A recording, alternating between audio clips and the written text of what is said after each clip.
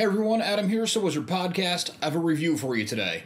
The fine folks at Amazon were nice enough to send along screeners for their new series, Night Sky. The official synopsis of Night Sky is Irene and Franklin York, a retired couple, have a secret, a chamber buried in their backyard that miraculously leads to a strange deserted planet.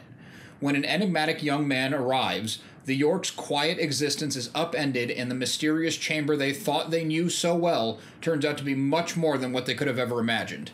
The Yorks are played by Sissy, Spacek, and J.K. Simmons. The one thing I found odd about the synopsis, I wanted to read the official synopsis because this will be a spoiler-free review, as always, but it's interesting because I don't think the synopsis is correct, and I can say this confidently without thinking it's a spoiler because it's in the very first episode of the season. I don't think they know this mysterious chamber so well. They're familiar with it. It's not introduced in the first episode as, holy crap, can you believe this thing is here? I had no idea. It's just something they've been living with. So I understand that part of it. You kind of get used to pretty much anything, no matter how miraculous it seems the first time you see it. But they don't have an understanding of it, and that's what the mystery of the show is. So that was a little bit off-putting and misleading, but I don't think intentionally misleading. It's a bit strange. My own take on it is they have been living with this thing, and it's not something that they've explored too far. They kind of give you bits and pieces, and that's the mystery of the show, or at least the first season. And more pieces of the mystery come along, and you are fed little crumbs of answers. It's interesting, but I don't feel like you're ever given enough answer to really keep you hungry for the next piece. Sorry for the Jeff Goldblum speak. I'm really trying to pick my words carefully because I don't want to accidentally give something away. I've not finished the season, though I do plan on it. So if I do say something that turns out to be a spoiler, it's completely coincidental at this point. I've watched the first 3, and I recommend that's what you give a show of this nature. If you give it the first episode and you're totally not on board, I get if you want to bow out, but I would give it the first 3 because I feel like that will give you a better indication of what the series is intending to be, and you kind of meet at least most of the main players. The world opens up after the first episode for sure, in kind of a big way. That being said, these episodes are just about a full hour each, and it's a slow-moving plot.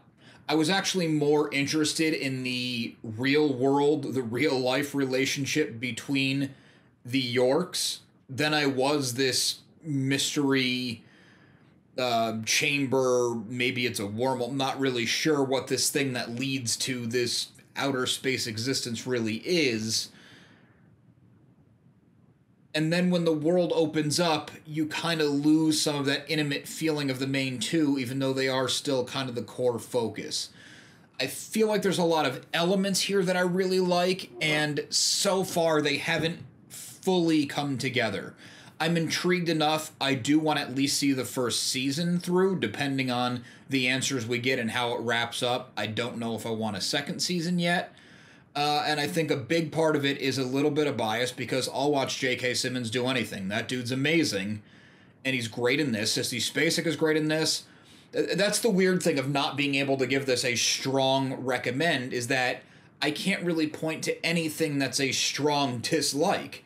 As I said, the mystery unfolds and you're fed little crumbs to kind of keep you going, but you're never given that, or, never, if in the first 3 episodes so far, I haven't been given that really juicy hook that's just like, I got to record this video as fast as possible so I can get back downstairs and finish the season. That's how I felt with the Amazon series that we did a little while ago, just a few weeks back, Outer Range, starring Josh Brolin. That was one that I could not wait to get to the next episode. When it started to feel like the family drama and you did care about the family, you were hit with something big that made you want to jump further into the mystery and figure out what was going on. I'm not quite getting that same feeling with Night Sky. It is there, I am intrigued, but I would also understand if you got back to me and said, hey, I gave it the first 3 episodes like you recommended, why? Why did I just spend 3 hours? There's nothing here keeping me going. I kind of get it. There's a few side characters that maybe there's a big payoff coming later. I mean, I can kind of see some of the seeds they're planting. I just feel like it could be done more efficiently. It could be done in a slightly better way. And some of the side stories just don't need to be. At least at this point. Again, I'm not judging the full season. I've only watched the first few because I don't want to accidentally slip up and give you a spoiler. It just seems like there's a lot going on, but in each individual episode, not a ton going on. I'm a little bit back and forth on this one. I do want to say that Night Sky technically is amazing. The way it's shot, the camera's kind of always panning these slow, interesting angles that give you more of the background, give you some foreground, keeping the characters as the focus, but just makes it feel like a wider world, even when you're in the kind of stuck-in-time, dated farm home of the main characters. The effects for what they find in the chamber look incredible, and there's a couple other sci-fi kind of elements to the show, without going into spoilers, that also look very cool and do bring in that level of intrigue I keep mentioning is almost there. It's so close. It just never quite comes together, and it's almost more upsetting than if the show was terrible because it's almost great. It's so close, and I'm hoping that as I continue on, because I do see the potential, it's going to grab me. But anyway, the technical aspects of the show. So I love the way the camera's always moving a bit, but it's not handy cam, it's not jarring, it's not shaking, you're not feeling dizzy. It doesn't feel out of place in a slow burn story such as this. The way that lighting and the color tones are used to feel alone, to feel, cold. I don't mean literally like it's snowing out kind of cold, but to feel, distant and lonely kind of cold on the inside. The way that comfort is, the way that mystery is, it's spot on. The cinematography, the lighting, the mood of it is completely spot on. It's gorgeously shot, gorgeously lit, and the score is subtle. You don't notice it a lot when you're not supposed to, which I think is the mark of a good score.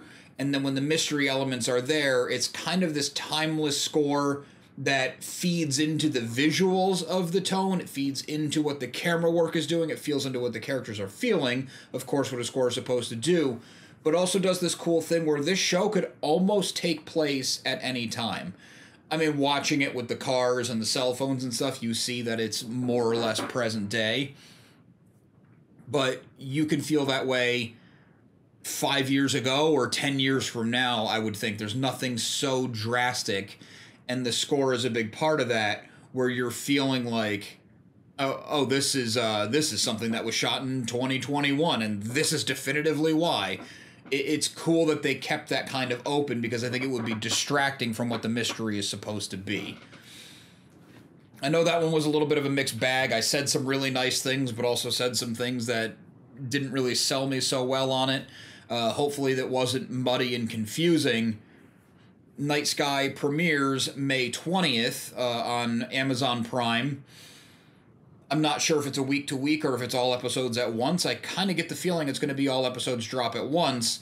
And in a mystery like this, I had no problem with the binging. I know in the past I've said on some that binging it kind of almost took away of the feeling or took away of the fun of it. In this one, because it's not such an insane mystery, I don't think this is one that, to use a kind of dated term now that we don't have appointment TV anymore, it's not going to be what you're talking about at the water cooler when you go to the office the next day. So I would enjoy it for yourself, and if you feel like watching 8 hours all at once, watch 8 hours all at once. If you want to watch this one at a time, yeah, obviously do whatever you want. You're an adult. It's TV. It's not that important. But I don't think that binging this one will take away from it. I watched 3 hours. I'm curious, but I'm also ready to watch something else for a bit. I'll get back to it in a day or so. As I said a few times already, I do plan on finishing this one. I'll at least give it the first season because I want to see how it wraps up. So I am that curious. So I guess overall it would be a recommend, even though it's not a drop everything you're doing kind of recommend. Huge thanks to Amazon Studios for sending us this way. I apologize if this is not the review you wanted to hear, but these are my honest thoughts. As I said, Night Sky debuts this Friday, May 20th, on Amazon Prime. You can check it out there. If for nothing else, it's quality made.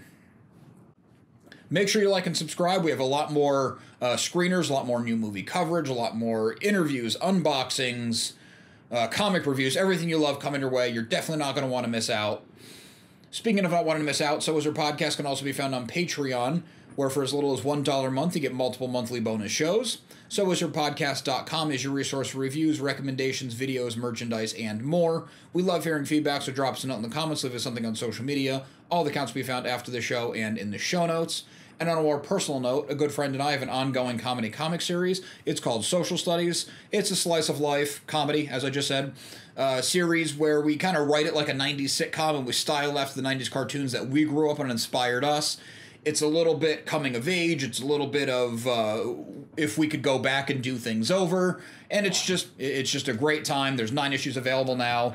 Issue 10's coming any day now as soon as our supplier can get supplies from China. SocialStudiesComic.com or Comixology, including Comixology Unlimited. Check it out. Thanks.